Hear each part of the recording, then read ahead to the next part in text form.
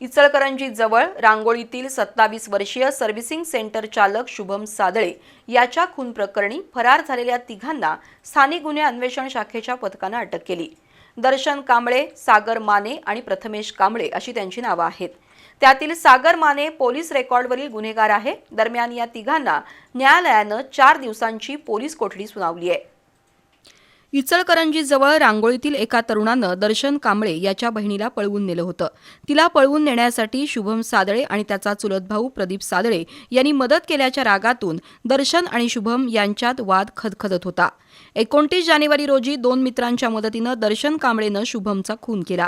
या प्रकरणी दर्शन कांबळे, प्रथमेश कांबळे आणि सागर माने या तिघांच्या विरोधात गुन्हा दाखल झाला होता।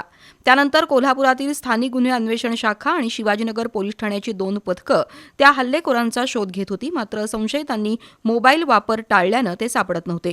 दुसरीकडे खुनातील आरोपींना अटक होईपर्यंत रांगोळी ग्रामस्थांनी गाव बंद ठेवलं होतं। दरम्यान आज पहाटे अत्तिग्रे फाट्याजवळ खुनातील संशयित आरोपी येणार असल्याची गोपनीय माहिती पोलिसांना मिळाली।